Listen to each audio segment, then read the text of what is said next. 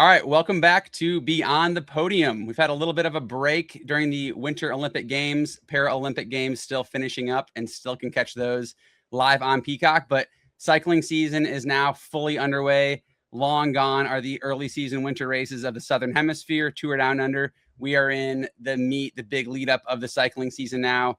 Opening weekend just happened in Belgium the past couple days, and our attention quickly turns to Paris-Nice, as well as all the spring classics coming hot on the heels of Paris-Nice.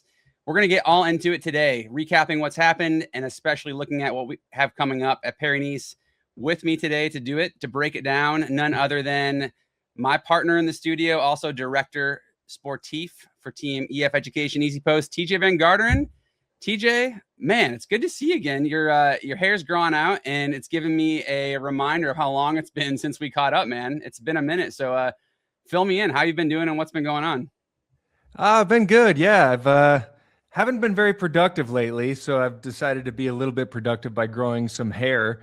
But yeah, no, it's actually been a very interesting season for me. I directed the Challenge Mallorca here on the island, so it was a pretty easy race for me to do. And then I had plans to go visit the family in Florida. We went to Disney World. So I flew back to Florida after Challenge Mallorca, had a bit of like a gap between Mallorca and UAE tour. And then I flew back to Mallorca from Florida and get in fine, go through the port of entry. Everything's good. I landed in Mallorca. And then I go to catch my flight to the UAE and I open my backpack and I'm like, my passport's missing. Yeah. So I go back home and I'm thinking like, okay, I'm going to have to get a different flight to go up to Belgium to take this charter flight. Good. But I'm like, sure that my passport's just going to be like on the kitchen table or somewhere. I left it somewhere, but it is gone, man. It is long gone.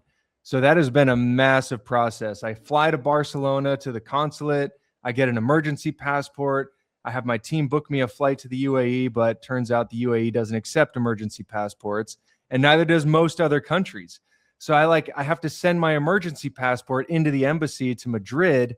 So now I'm sitting on my hands here in Mallorca waiting for my passport to come. And I'm like, all these other directors are having to like just cover my butt for all these races that I'm missing. And luckily I can still travel within Spain. So I will be doing the Vuelta Catalunya. Hopefully my passport comes soon. But man, it has been an ordeal. And man, Tejay, yeah. I remember as teammates, you were always ducking and bobbing out of those early season Middle East races. You never wanted to go. So when we were teammates, I would have said this was some like deceptive ploy to get out of the race. But now I do know that you actually want to be there. And man, you've been benched for missing passport. That gives me some PTSD, man, because I think one year I had to go to the Tour de France with an emergency passport. I put mine through the washer and the dryer. And no way. And had the same panic before the tour. So yeah, you're bringing me back. I'm glad to hear that. Every time I tell this story, somebody comes back to me with a missing passport story or some damaged passport story. So it makes me feel better about myself because I've been flying back and forth like multiple times a year, probably 3-4 times a year on average for the last like 25 years. And I've never missed a passport, never forgot a passport, never lost one. And so to like hear all these other stories from people coming back, I'm like, okay, I'm not the only one. You're due. Yeah, you're due. Yeah, if you made it through your whole racing career without, that's pretty good. So probably better now. But man, well, darn, I was hoping we'd have a lot of real inside from the behind the scenes in the car. But I guess we'll have to wait till Volta Catalunya, which is also coming up really fast. Like, yeah, gosh, this time of year, opening weekend, Paris-Nice into Catalunya, the racing comes really fast. And so much of it is live on Peacock. We got Paris-Nice coming up March 8th through the 15th into Volta Catalunya. Then we got Paris Roubaix, Flèche Wallonne, Liège-Bastogne-Liège. Like, this is a good time of year to be a bike race fan. I feel like during the winter, I actually had to like subdue my enthusiasm and sort of like, I don't know, forget about it, give it up a little bit. Cause there's no way to like really satiate yourself for the desire. I'm not too much for the hype show that, you know, the couple Beyond the Podium shows we had to do where Bob Roll and I, or you are just talking about speculation. Those days are gone now. And we get into the real action of the race season. what have been some of your takeaways from these recent weeks, Tejay? You've been following them. You've been inside the team conversations, even if not at the race. I've got some thoughts on my recent sort of impressive headlines, but yeah, as we come out of opening weekend and look at Paris-Nice, what are you thinking about in terms of the larger landscape of the pro peloton? We haven't heard much from the big two. Like so far, Tadej Pogačar, he's just been MIA training, hunkered down, probably on top of a volcano somewhere, just monking out and getting ready for the season. Jonas Vingegaard, we know he had that crash in training, and so we've yet to see him either. Hopefully he's okay. He's set to race Paris-Nice. I guess the big story has been Remco Evenepoel, who would be the third guy on that list. He had an amazing Challenge Mallorca, the one race that I was actually able to direct this year. His team was just cleaning up. They cleaned up in the team time trial. He won 2 of the stages, and then he went on to win Valencia, I believe it was. But then we just had that head scratcher in UAE where we're like, okay, he won the time trial in dominant Remco fashion, but where he was kind of not really featured at all on the uphill finishes. So we're like, what's going on there? And he kind of had these excuses. Oh, I rode a 38 chain ring, which is bonkers. Like, I remember one time in a team time trial, I rode a 60 chain ring, and he's riding a 68 in an individual time trial. I'm just like, what does the world come to, Brent? I don't even know anymore. Bigger than but yeah, huge. Yeah, that's massive. Like, just like I can't even think of how like the rear derailleur could like fit that chain length of. I'm not going to get into the weeds on all that stuff, but bonkers 68 tooth chain ring. But I'm just like, I don't know. It just kind of seems like when it's really crunch time on a big solid summit finish, Remco he seems to be crafty and uses aerodynamics and uses power and use like all of that to win these bike races. But when it's a solid summit finish, he's always kind of like, can he get it done? And I don't know. The UAE tour was not a good. It's another reminder for me. He's less consistent when you look at, arguably his 2 biggest rivals in Vingegaard, Pogačar. Like, he's just less consistent.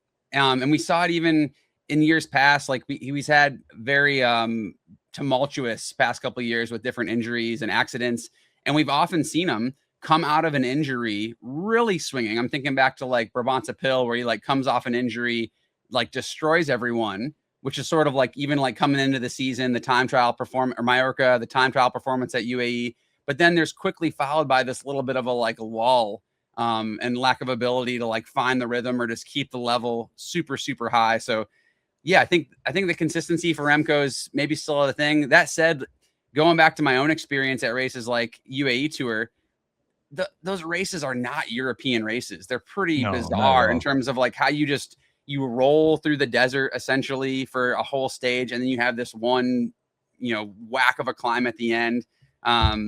Huge. They added a new climb this year, which was like, it was 7 kilometers at 12%. So that's kind of a specialty test. Like, I was actually surprised by the winner. It was Antonio Tabiri on that stage, but I mean, Isaac Del Toro went on to win the overall there, but I was a little bit surprised. Like, okay, Tabiri, he's kind of one of those like bigger, more robust kind of climber guys. I was thinking it was going to be like like a Yates type figure that's just a pure power to weight guy that can just like dance away from everyone. But so that is kind of a specialty kind of thing. Like, we had guys on EF, like we had our guy Georg Steinhauser have a really good showing in Mallorca Challenge, but on a climb like that, it doesn't really suit him. So I could see how that climb, it's not going to be the same style of climb that you're going to get in the Tour de France. So I'm not going to read too much into this. I think Evenepoel is just fine. Yeah, absolutely. Tabiri, I just looked it up because I don't know him as well as some of the other guys. His weight is at 62 kilograms published. So he's pretty. He's not 62 kilos. I mean, he's a bit. I mean, I've seen the guy. Like, I think it's kind of like those NBA players. They always add a couple of inches. Cyclists, we always subtract a few kilos. Yeah, I was always like 66 kilograms. Yeah, right. Yeah. All right. Yeah. All right. So Remco Evenepoel. Yeah. I think also just dissecting some of the recent races, we got the training crash of Jonas Vingegaard. Definitely some drama and hype about that. We don't need to go into that, but I think the headline with Vingegaard is that we haven't seen him race at all yet. We are going to see him at Paris-Nice. For me, some of my takeaways from the recent weeks, just, playing the loyalty homeboy fan card, is like the Americans, I think, have had an awesome start to the season. We've seen Matteo Jorgensen notch second place in 2 of these French early season, I guess you could call them like semi-classics or one days. A lot of American fans may not know about the Ardèche and La Drôme races in France. I've done these a couple times in my career, and they are horrific outings of physicality in terms of how hard fought they are. So seeing Matteo Jorgensen up there bringing the fights, I think it's been really exciting. But like other Americans too, like Riley Sheehan, top 10 overall at Valencia. McNulty is up to his usual tricks, riding in support for his teammates, but still consistently. Sheffield also up there. Sheffield, yeah. Opening weekend, Luke Lamperti, one of your riders on your team, 2 top 10s in opening weekend with his new squad, like fantastic. And then also Matthew Riccatello up there already. Yeah, just Provence. Yeah. Like, so, and I'm probably missing some there too, but already like it's pretty stacked American showing. Really exciting for the home crowd to cheer about. Oh, absolutely. I mean, the Americans, they're kicking butt right now. And I think Matteo Jorgensen, I actually watched like those Drôme Ardèche races from start to finish this week or this weekend. And I was like, Matteo was just in complete control. He was far and away I can't say that.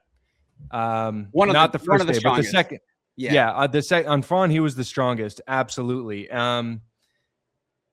And then I was thinking like, oh man, this is like the perfect timing right before Paris-Nice, 2-time defending champion, having like really strong outing on these French roads. And then but he's not going.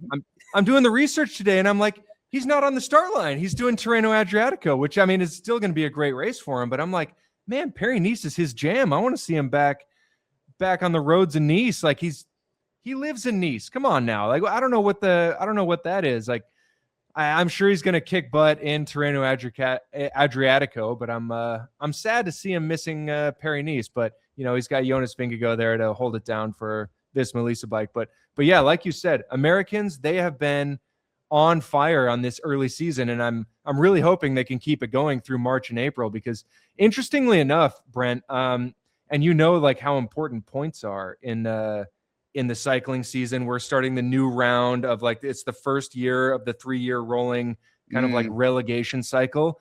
Yeah. March and April are the 2 months that actually have the richest points value of any time in the year. So if you take like all the races you just mentioned, you have Paris-Nice, Tirreno, the Ardennes Classics, the Cobbled Classics, Catalunya, Pays Basque, all these races, the amount of points that you can actually score in these 2-month period, it outweighs the Tour de France, it outweighs the Giro d'Italia, it outweighs like anything that happens during any other time of year. So if Americans can really like have a good showing now, that's going to make a big push towards Olympic Games and World Championships and selections and depth for those kind of races. So it's really good to see the Americans getting off to a good start. Yeah. I love that. And that's a good point. All the games within the game, all the point criteria, whether it's the trade teams or the national teams. I think it's a reminder, even though I've been out of it a while now, I can feel that sort of intensity of coming in so hot into the early season. There's all that, pent up aggression, intensity. There's already value for contracts being laid down as well. Riders fighting for selections within their long tour team. So much race action. We're pretty lucky now in that we can catch it all so conveniently and consistently. Like even thinking about this period, back when I was watching bike races when I was young, it was kind of like Tour of Flanders, Paris Roubaix, and like you'd maybe scrap to find a few minutes of Paris-Nice. But it's pretty sweet now, even watching opening weekend this weekend, that you turn on the start of the race and you were actually seeing like the neutral, you're seeing the opening attacks. Which in these spring races, I feel like I was, as a racer, I was a little bit bitter and resentful that a lot of my work was done early, never captured on TV. But yeah, I mean, starting March 8th, we can all turn on Paris-Nice, see kilometer zero, see the early workers, and see just kind of like the gritty, grim intensity of these often dark spring early races. So yeah, good time to be a bike race fan.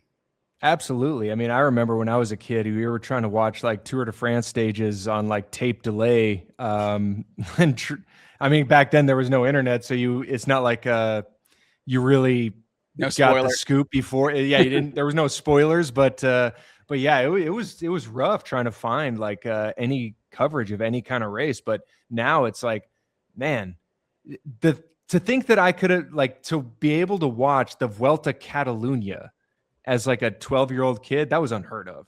And now it's like, it's right there on Peacock. Yeah. I love that too. Yeah.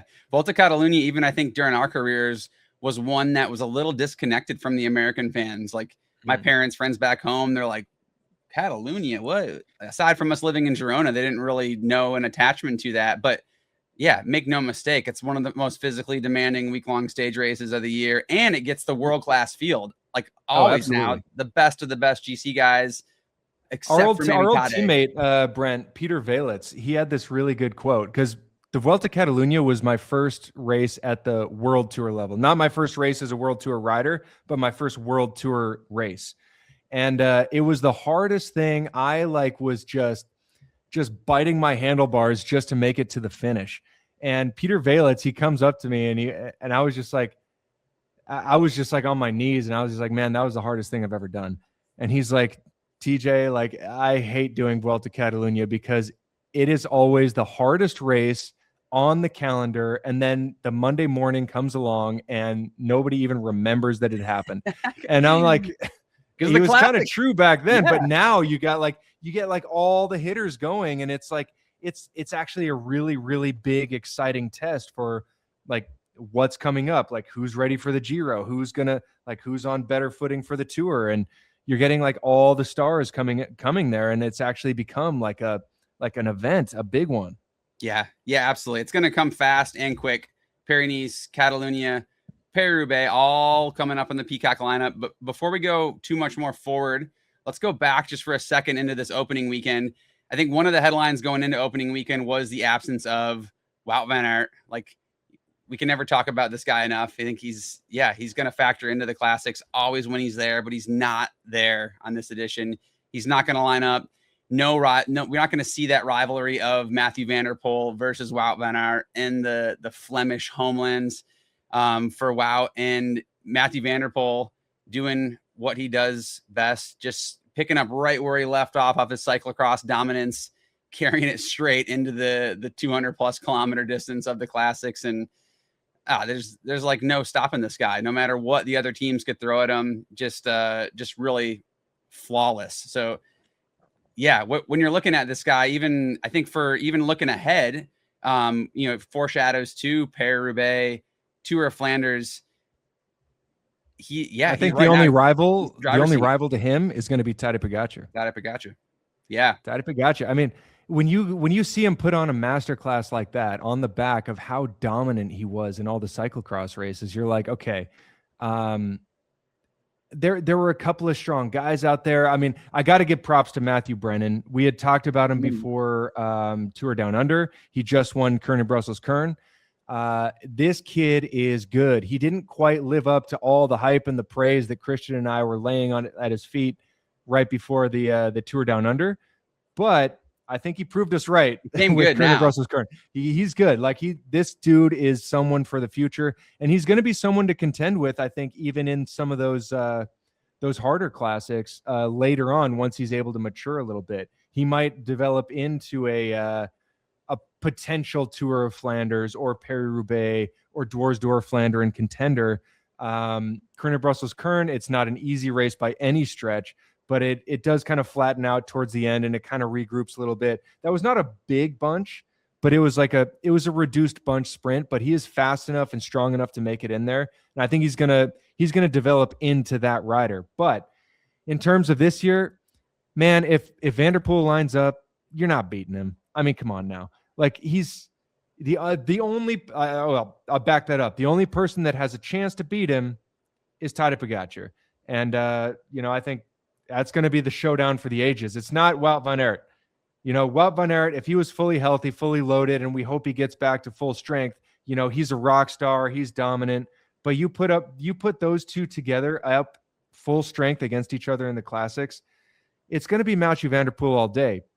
However, you put up Tadej Pogačar versus Mathieu van der Poel in the classics, both fully loaded, then you got a fight on your hands.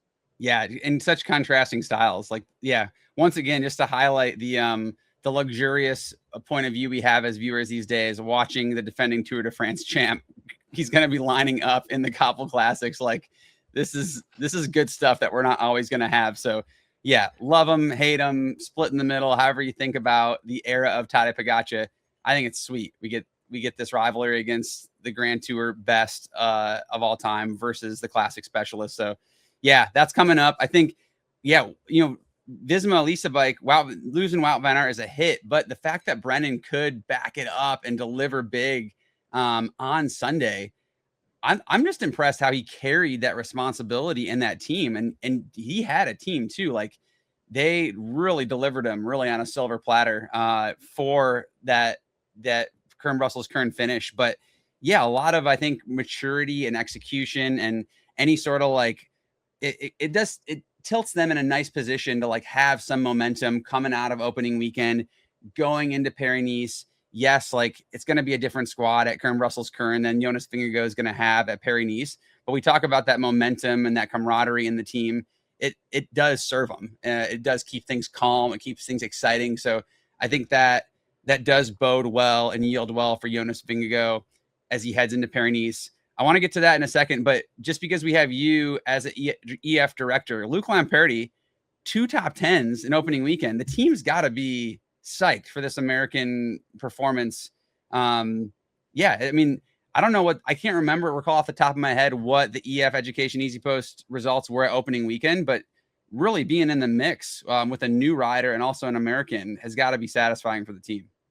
Oh, absolutely. I mean, we were kind of splitting the tactics between Marijn Vandenberg and Luc Lamperti, and I think Marijn just didn't quite have the depth, but Luc, he showed up. He just didn't quite have that positioning and that lead out or whatever. I don't know. I mean, I'm not a classic specialist. I don't really direct the classics races. So I'm getting a little out of my depth here, but no, it was great to see an American be able to mix it up, because it's,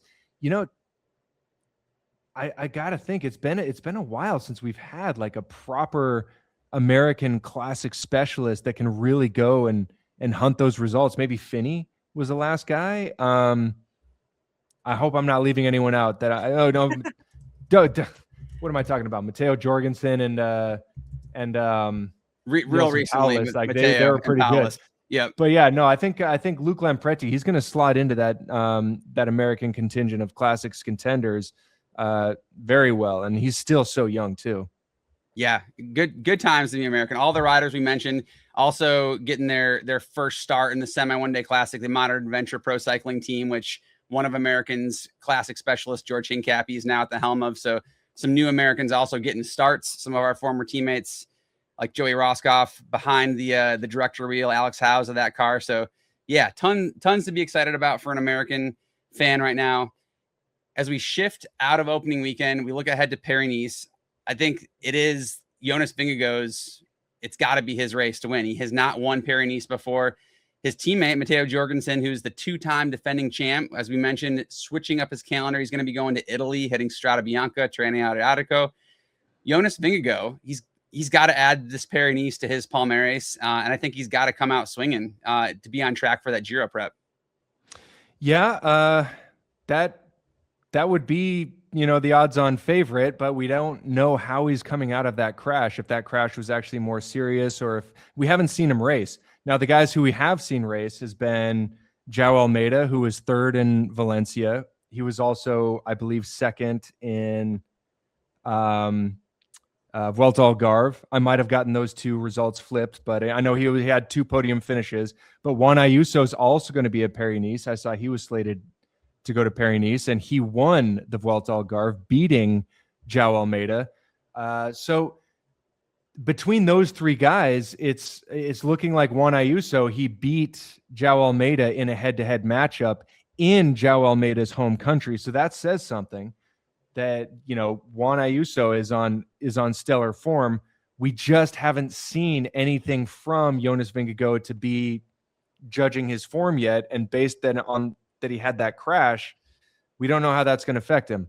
So yes, I will still say that Jonas Vingegaard is the favorite just because he's Jonas Vingegaard. But if I were to kind of lean in another direction, I'd say Juan Ayuso. He had a great start with his tenure to that Lidl Trek team in his very first race, coming out with the win. There's a team time trial. Trek is going to be very formidable in that discipline. And yeah, I think it's kind of set up perfectly for the Spanish quasi-American Juan Ayuso. Yeah, absolutely. Ayuso definitely set all those. It wasn't long ago in the off season last year. We're talking about, can Juan Ayuso find his feet at his new team? Is he going to integrate? Are they going to rally around him? Gosh, yeah, he has come off riding really well. Time trial form on point. We're not going to see that individual time trial at Paris-Nice like we often do. We're going to see a team time trial, which will, test the team's riders in a new way. We can go into the new rules, by the way. What do you think about those new rules, Brent? Oh, this is all being done in the spirit of the bit of a dress rehearsal for the Tour de France, right? I guess. So just to explain it, it's like it used to be that the time was taken on the fifth rider, sometimes the fourth rider, depending on if it's a Grand Tour or a normal stage race, because they want the team to finish together. But now you can actually like launch a rider and he can finish solo, so that the time, like every rider gets their own individual time. I mean, I love this rule. I don't know about you, but I love this rule. I think I'm going to warm up to it. I think I'm going to see it in action, and it's going to create some funny images and spectacles and some mayhem. And I think it's going to be really entertaining. I think some of the criticism we heard from some of the directors and some of the riders are like, joking that it's a team time trial lead out. Well, yeah, it kind of is. And it's pretty interesting. You think about, the teams actually like they have to keep their GC ladder with them. And then they're actually doing peelers and burning off and then sending them across the line. That's a lot different finish and vibe and spectacle than all the team time trials that we did in our career, TJ, where it was like, you're always looking for your fifth or fourth rider. It's always like, don't accelerate, don't have to sprint at the end. You ride to your weakest. Often these best GC guys are some of the best team time trialists anyways. So I'm really anxious to see at what point they say like, enough of you guys, I'm done waiting for the third strongest guy or the fifth strong. And they just go. The teams are super, super deep, but it's going to create some images. Absolutely. I think that's how it should be, though. I mean, you want the team, obviously you need a team to win bike races, but you don't want the team to hold you back. And if it's advantageous to just ditch the team and say like, you know what, I can make up some time here. You don't want to see like some team steamrolling while another team is like, my fifth guy's struggling. We got to slow the pace down. And I don't think anyone really wants to see that. So I think if you need to ditch them and just go for it. And I think what does keep it interesting with this new format of the team time trial is the course profile. Yeah, it wouldn't be that interesting if he was a super hilly, demanding, highly mountainous team time trial course, because those guys it would almost turn into an individual time trial. But we look at the time trial coming up at Paris-Nice, it is not extremely hilly. It is flat enough that yes, the riders are going to need their team. It's 23.5 kilometers with some undulations and some rises, but the teams are going to have to be used. They're going to be testing this strategy. I can only imagine all the hoopla and the nervousness and the setups and the logistics that go into the modern day team time trial hype show preparation. With this new format, there's going to be a lot of directors nervously looking at watches and calculating watts and drag and course dynamics and plugging in all that info. So I think we'll know more after Paris-Nice. But imagine what Marcos Pinotti is going to be going through for this kind of event. Old teammate of ours who's now like a performance director on your old team, Jaco, who this guy was just like a numbers nerd. He's going to be like 68 or 65 tooth chain ring. Is it going to be like, should we have this guy pull off here? This guy that, and he's just going to, I can tell you, he's behind his computer as we speak. He's loving it. Yep. Licking his chops for a new mathematical challenge. Yeah. Shout out to Pino if he is watching, but our other Pinot, not Steve Perino, Pinotti.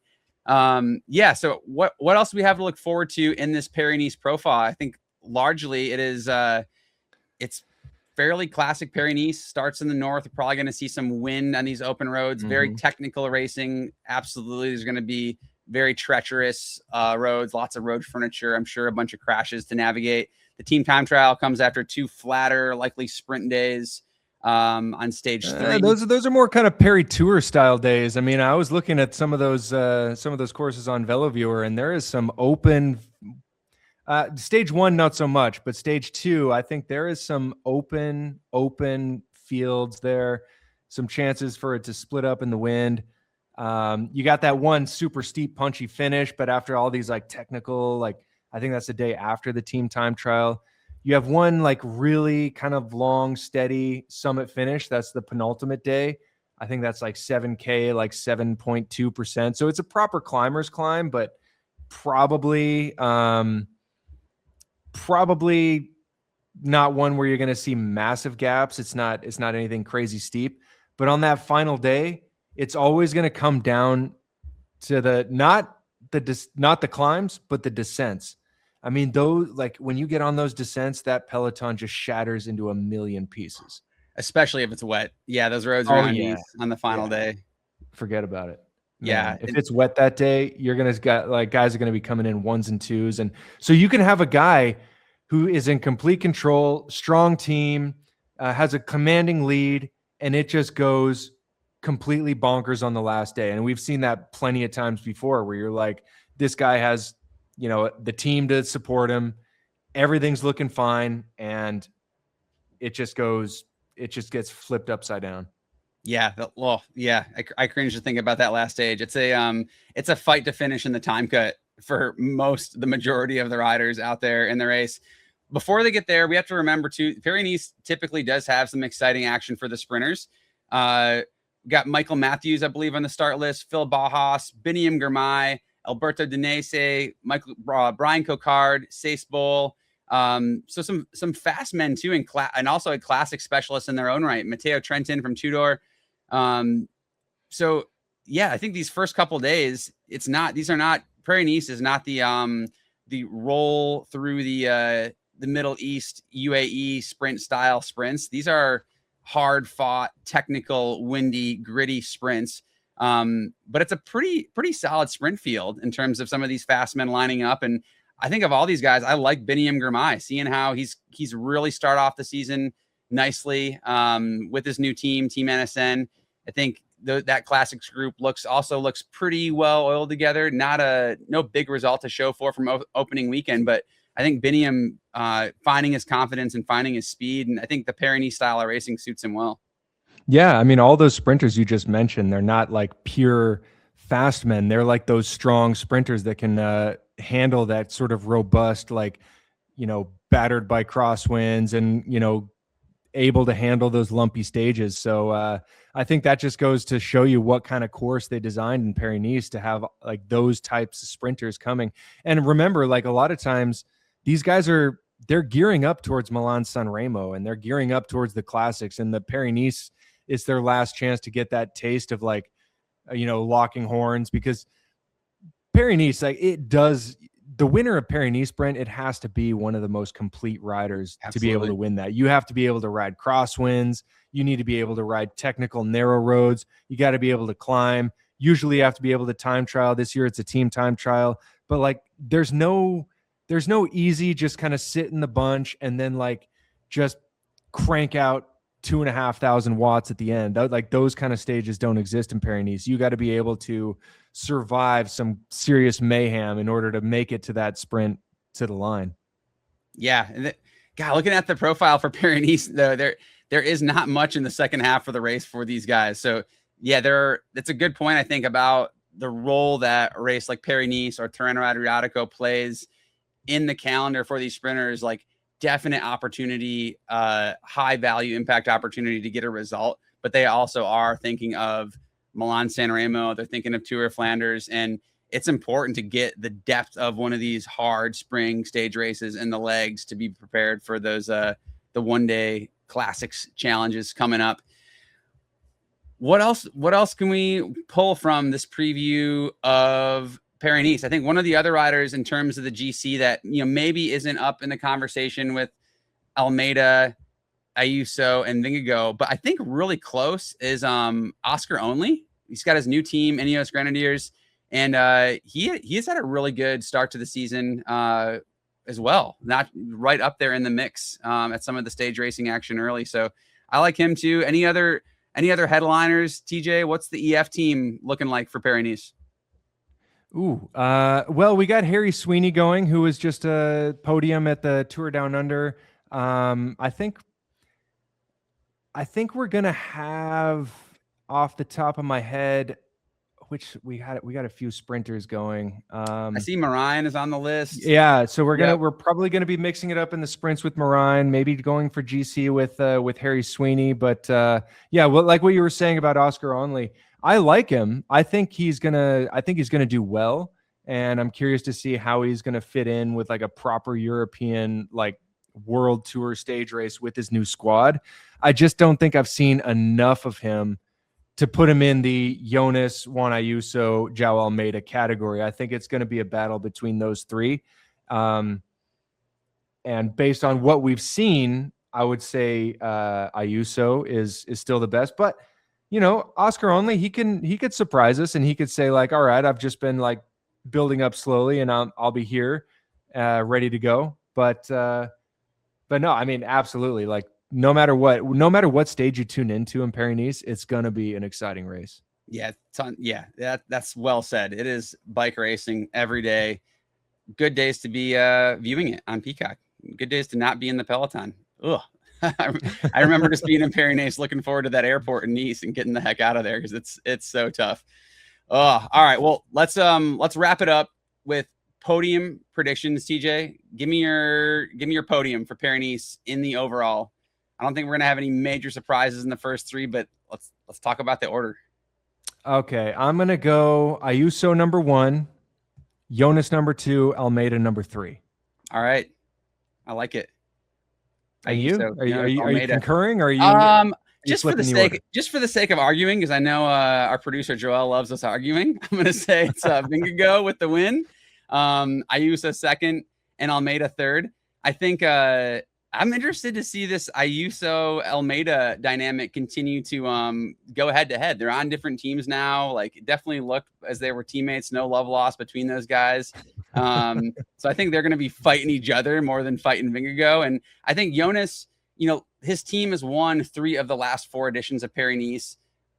Matteo twice, Primo's once, but he has not won it. So to me, this is an important part of the Jonas Vingegaard progression to keep himself in the front runners, in the big conversation for the heavy hitter GC guys. And I think he's doing his due diligence and work behind the scenes and to be ready, but and kind of no excuses either. I mean, if he's going to be doing the Giro, it's not that he's saying I'm building into the season slowly. It's no, you kind of got to be on form already in March if you're gunning for May. So yeah, you can't say that I'm just kind of waiting in the wings. No, you better show something.